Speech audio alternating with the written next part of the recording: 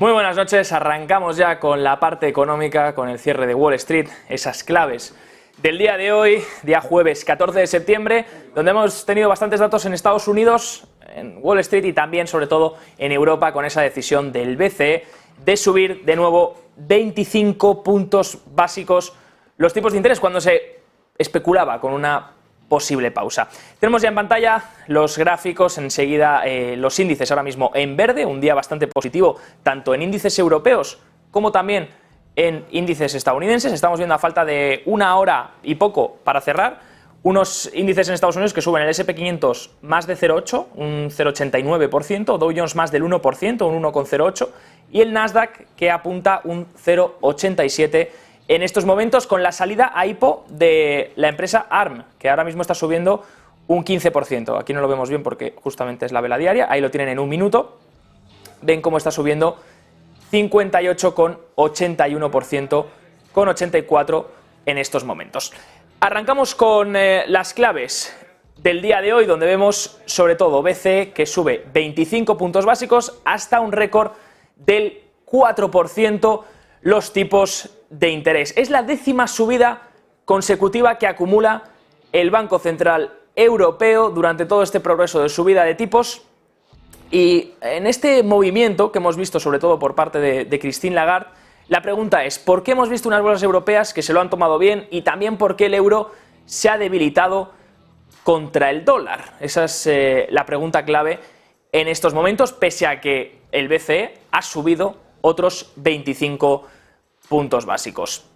Fíjense que ha venido acompañado también de proyecciones económicas esta decisión por parte de Christine Lagarde. Hemos visto proyecciones económicas donde, si tuviésemos que definir o resumir algo, básicamente tenemos de hecho este gráfico que muestra en color azul clarito las previsiones que se dieron en junio y en color rojo las previsiones que se dieron en septiembre. Y si tuviésemos que resumir algo de forma rápida, sería que se incrementan las perspectivas de inflación por parte del BCE, por lo tanto, esas perspectivas que se esperaban en junio van a ser un poco más altas. De hecho, la inflación general va a promediar el 5,6 en 2023, cuando antes se esperaba un 5,4, el 3,2 en 2024, cuando antes se esperaba un 3%, y el 2,1 en 2025, cuando antes se esperaba un 2,2%. En la parte de crecimiento económico se espera que la economía crezca un poco menos, por lo tanto se han revisado inflación al alza y crecimiento económico a la baja. Se espera que crezca un 0,7 en 2023, antes se esperaba un 0,9, que crezca tan solo un 1% en 2024, antes se esperaba un 1,5,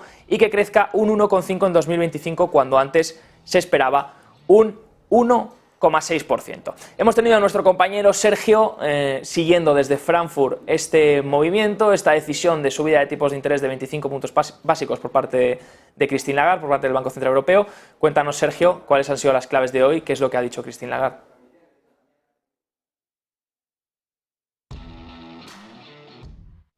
Muy buenas, el BCE sigue con su tono hawkish, su postura hawkish, después de que hace apenas 2 semanas, después de conocer el PMI de la zona europea, las quinielas apuntaron a un 40% de opciones. En las últimas horas algo estaba empezando a cambiar. Ayer conocimos la filtración por parte de Reuters de que en este caso la Unión Europea, el Banco Central Europeo, iba a subir su previsión de inflación de cara al año que viene, de cara al 2024, en torno al 3%. Esto ya empezó a girar las tornas durante la mañana de hoy. Ya las quinielas vaticinaban un 60%, un 65% apuntaba Reuters, un 66% apuntaba Bloomberg, y finalmente han acertado. Hace apenas unas horas hemos conocido una nueva subida de tipos de 25 puntos básicos hasta el 4,5%. También ha subido la tasa de facilidad de depósito hasta el 4%, máximos desde 2001, y también hemos conocido que ya empieza a haber discrepancias entre los miembros del Banco Central Europeo. No todo es unánime, no todos están de acuerdo con estas subidas de tipos, la 10ª consecutiva que, como digo, empieza a abrir algunas grietas dentro del seno del Banco Central Europeo. Hay algunas palabras clave que hemos oído durante el día de hoy. Una de ellas es la recesión. A ello ha aludido la propia Christine Lagarde, diciendo que el Banco Central Europeo no es culpable de esta recesión, que no tiene ningún beneficio por seguir subiendo los tipos, sino que lo único que hacen es intentar estabilizar a los precios. También se habla mucho de la estanflación, algo que ya están viviendo en Argentina y que parece que poco a poco se acerca también, en este caso, a Europa. Lo que sabemos es que de momento el Banco Central Europeo ha sorprendido relativamente con una nueva subida de tipos de 25 puntos básicos básicos y, como dice la propia Nadia Calviño, no sabemos lo que va a suceder en la próxima reunión, pero todo apunta a una subida o a que no lo va a haber. El 26 de octubre saldremos de dudas, conoceremos la decisión, el paso, la política monetaria que seguirá adoptando el Banco Central Europeo. Pues muchas gracias, Sergio, buen resumen. Y mientras tanto miramos el gráfico del eurodólar. Fíjense, porque es curioso que en un entorno en el que se esperaba que el BCE pausase los tipos de interés y finalmente sorprende con una subida, aunque prácticamente todo el mundo esperaba finalmente esa subida de 25 puntos básicos, sorprende que el euro haya reaccionado de forma negativa en este entorno, en una subida hasta el 4% en el BCE. Sorprende también que los intereses de los propios bonos en Europa hayan caído. Y esto puede ser debido a que el mercado ya está descontando que posiblemente o bien esta subida que ha hecho Christine Lagarde hasta el 4% acabe rompiendo algo, o bien el BCE va a tener que llevar a cabo una bajada de tipos en el futuro próximo. Todo esto, por supuesto, descontando también el mercado, que ya estaríamos en la tasa final, que ya habríamos tocado el techo en los tipos de interés. De ahí a lo mejor que viésemos esta reacción del euro cayendo y de también los intereses de los bonos cayendo en un entorno en el que debería haber sido lo opuesto, con una subida sorpresa, entre comillas, de 25 puntos básicos. Por supuesto, podría marcar ya esta subida el final del ciclo por parte del BCE y veremos las implicaciones que tiene, sobre todo en un entorno en el que ya la propia Comisión, el propio Banco Central Europeo ha reconocido que el crecimiento va a ser mucho menor, que el crecimiento va a ser del 0,7 en 2023, de tan solo el 1% en 2024 y del 1,5 en 2025, un crecimiento bastante más pobre de lo que se esperaba en junio de este mismo año, cuando se dieron las proyecciones anteriores por parte del Banco Central Europeo. Mientras tanto, importante mirar a lo que hacen los grandes inversores. Miramos a lo que ha dicho hoy el gran inversor Ray Dalio. En este caso estamos viendo primero a Bill Ackman. Ray Dalio ha dicho que no quiere tener bonos y que el efectivo es lo único bueno que ve con respecto a la deuda. Fíjense que en un entorno en el que arrancábamos el año 2023 con el año se supone que era el año de la renta fija, y la renta fija lleva una caída importante. De hecho, les quiero mostrar en pantalla, les voy a poner ahora mismo el TLT, que sería sobre todo la renta fija. Hablamos de la renta fija a largo plazo, del tramo largo de la curva.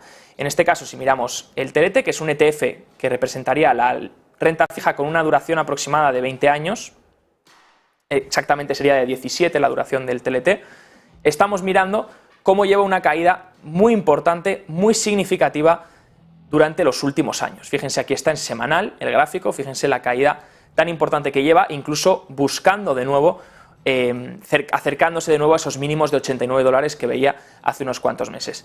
¿Esto a qué se debe? A que los intereses del tramo largo de la curva han subido. Aquí lo que estamos viendo es el precio de los bonos, un ETF del precio de los bonos a largo plazo. Por lo tanto, si el interés sube, el precio baja. Si el precio baja, el interés sube. Están inversamente correlacionados. Por lo que estamos viendo unos intereses en los tramos largos que siguen subiendo. De hecho, el 10 años lo tenemos por aquí, por cogerlo de referencia. El 10 años, fíjense cómo ha subido en las últimas semanas y se planta ya en el 4,28%. Y pues eso es lo que está haciendo que los bonos en la parte larga de la curva corrijan. Si los intereses siguen subiendo, el precio sigue corrigiendo. ¿Por qué? Porque ahora se pueden obtener bonos a un mayor interés, por lo que los que están listados en mercado pierden valor, corrigen en ese valor de mercado. Ray Dalio se ha pronunciado sobre esto, ya lo hizo anteriormente Bill Ackman, y parece ser que 2023 ha transicionado del principio del año donde todo el mundo decía que había que comprar bonos, ahora nadie quiere bonos. ¿Por qué todo el mundo en 2023 decía que había que comprar bonos? Porque todo el mundo esperaba una recesión. Y eso significaba que la duración, que los bonos tienden a hacerlo bien. ¿Por qué? Porque en un entorno de recesión los intereses bajan. Y hemos dicho que si los intereses bajan, el precio de los bonos sube. ¿Qué ha pasado? Que el mercado se ha mantenido más fuerte y más resiliente. La economía todavía aguanta, los intereses suben a un tramo más alto, la Fed todavía mantiene tipos altos, aunque el tramo largo de la curva no depende de las acciones de la Reserva Federal, depende más bien de otros derivados, por ejemplo, el crecimiento económico y de la inflación esperada, y de ahí que estemos viendo unos intereses que se han mantenido altos en el tramo largo. Y ahí que ya hemos visto también un precio en los bonos a largo plazo que ha corregido fuertemente. Ahora ya empezamos a ver cambios de opinión. Como les decía, ya hace poco Ray Dalio hizo un artículo donde hablaba de la gran transición económica, la gran transición de la riqueza.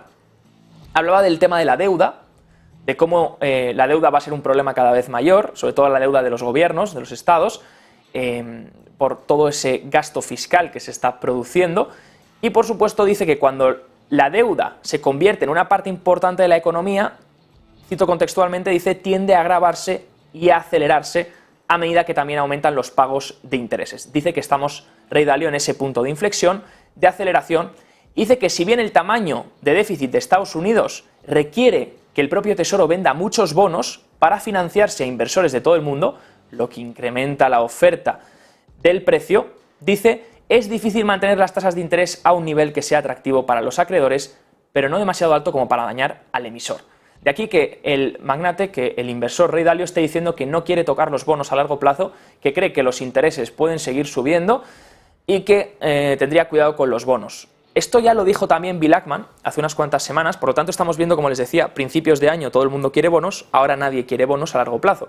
Bill Ackman está diciendo lo mismo, que estaba corto, incluso él hizo una apuesta bajista, estaba corto de los bonos a 30 años, porque decía que el interés de los bonos a 30 años podría irse al 5,5%. Así que ponerse largo bonos en inicios de 2023, largo bonos sobre todo de la parte larga de la curva, bonos a largo plazo, a 20, 30 años, ese era el trade favorito a inicios de 2023, era el trade popular, y ahora se está volviendo en el trade contrarian, en el que nadie quiere, por lo que podría empezar cada vez a ponerse más interesante vigilar esos bonos a largo plazo y ver en unos meses si realmente estos inversores tenían razón o llegan tarde a la fiesta.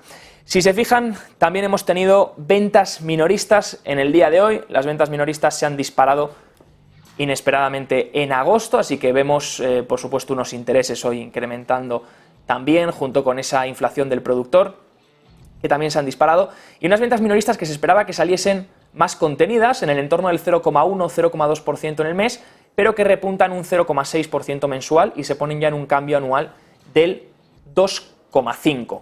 ¿Qué ha sido lo que ha derivado este incremento en las ventas minoristas? Bueno, pues tienen las dos columnas, la de la izquierda sería el cambio mensual, la de la derecha sería el cambio anual. Como se pueden fijar, la parte de gasolineras incrementa un 5,2% las ventas minoristas este mes únicamente en gasolineras.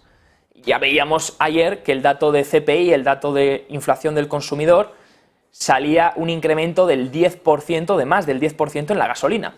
Las ventas minoristas, que miden al final las ventas que se han realizado en todos los comercios minoristas, son nominales.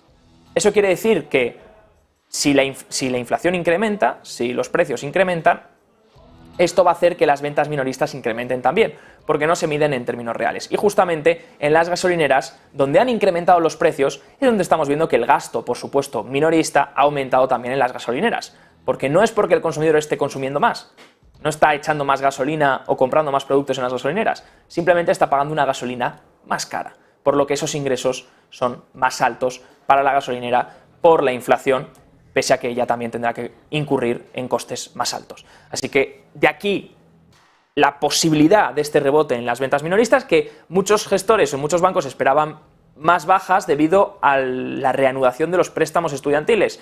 Reanudan ahora estos meses el pago de la deuda estudiantil, ese pago que se había pausado y donde los ciudadanos tienen que volver a pagar, y por supuesto es dinero que no pueden destinar al consumo. Vemos también unas ventas minoristas que incrementan sobre todo en cosas como pues, accesorios y ropa, también bebidas, partes de vehículos y dealers también de vehículos, y unas ventas minoristas que caen en la parte de deportes, instrumentos y librerías, y también la parte de mobiliario y otra serie de vendedores. Así que es unas ventas minoristas que sorprenden en este caso, como les decía, en el 0,6% mensual, y que muestran todavía un consumo que se mantiene, pero ya les digo, hay que cogerlo entre comillas, porque posiblemente sea por el incremento únicamente de precios en la gasolina, que es, de hecho, si miramos este gráfico, el gasto en las ventas minoristas en las gasolineras, fíjense, 5,20% se ha disparado este mes, como les decía, así que posiblemente se ha derivado de esto,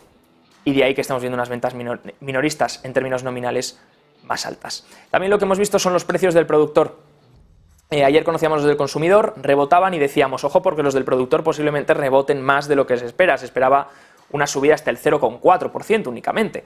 Bueno, pues ha sido del 0,7% mensual. Fíjense que es algo que no se veía desde mediados de 2022, ese incremento de precios en las fábricas, y estamos viendo que el cambio anual, que sería la línea azul, se pone en el 1,6% ya, así que vuelve a repuntar un cambio de inflación en los productores que pasa del 0,1 hace unos meses, por lo tanto estuvo rozando la deflación, las fábricas estuvieron cerca de la deflación a 2 décimas porcentuales y que ahora pasa del 0,1 al 1,6 en los últimos meses, repuntando incluso un 0,7 este último mes, por supuesto viendo cómo había repuntado la energía y cómo había repuntado el CPI y también los PMIs que avisaban en las categorías de precios, pues al final las fábricas estamos viendo que también están repercutiendo mayores costes, por lo que si esto fuese sostenido lo irán trasladando también al consumidor, pero por ahora parece ser que es algo que Wall Street no espera. Wall Street está esperando que esto sea únicamente intermitente y que no haga que la Fed suba más los tipos de interés. Si miramos categorías, bienes, servicios, sobre todo vemos un repunte en los bienes, 0,5, que venían de deflación y venían de una caída muy fuerte en los precios y que ahora están repuntando de nuevo. Otra vez los bienes de consumo vuelven a apretar. Mientras tanto, otra noticia en el día de hoy, algo que también aprieta, es el petróleo. Así que todo esto combinado, una inflación del consumidor que al final rebota, hemos visto por la gasolina derivada del petróleo, una inflación de los productores que también viene derivada de los costes energéticos y también de los bienes de consumo y que las fábricas vuelven a tener más costes. Y todo esto en un entorno en el que el petróleo ya en el WTI está por encima de los $90.